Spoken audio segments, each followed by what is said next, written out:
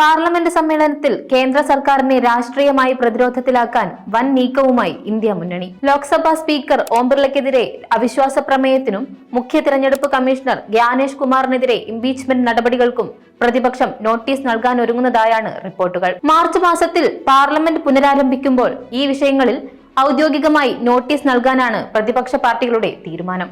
Gyanesh കുമാറിനെതിരെ impeachment പ്രമേയം കൊണ്ടുവരാനുള്ള നീക്കം കേന്ദ്ര സർക്കാരിനെ സംബന്ധിച്ചിടത്തോളം വലിയ തിരിച്ചടിയാണ്. തെരഞ്ഞെടുപ്പ് പ്രക്രിയയുടെ നിഷ്പക്ഷതയുമായി ബന്ധപ്പെട്ടും ഇലക്ട്രോണിക് വോട്ടിംഗ് മെഷീൻ ഉൾപ്പെടെയുള്ള വിഷയങ്ങളിൽ കമ്മീഷണർ സ്വീകരിക്കുന്ന നിലപാടുകളിലും പ്രതിപക്ഷത്തിന് ശക്തമായ വിയോജിപ്പുണ്ട്.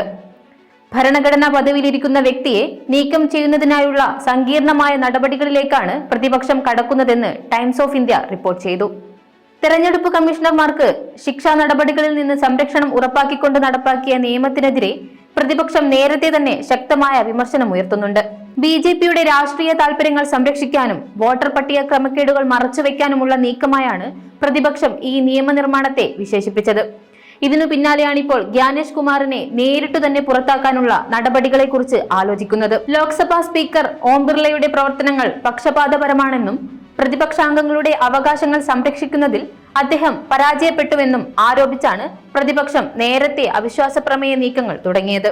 സഭാ നടപടികളിൽ നിന്ന് പ്രതിപക്ഷത്തിന് അർഹമായ സമയം അനുവദിക്കുന്നില്ലെന്നും നിർണായക വിഷയങ്ങളിൽ ചർച്ചകളിൽ നിന്ന് സ്പീക്കർ ഒഴിഞ്ഞുമാറുന്നുവെന്നും പ്രതിപക്ഷം കുറ്റപ്പെടുത്തുന്നു. പ്രതിപക്ഷ നിരയിലെ പ്രമുഖ നേതാക്കൾ ഒപ്പിട്ട നോട്ടീസ് വരും ദിവസങ്ങളിൽ സ്പീക്കറുടെ ഓഫീസിന് കൈമാറാനിരിക്കുകയാണ്. ഇതിനു പിന്നാലെയാണ് മുഖ്യ തിരഞ്ഞെടുപ്പ് കമ്മീഷണറെ കൂടി ഉന്നമിട്ടുള്ള നീക്കങ്ങൾ നടക്കുന്നത്.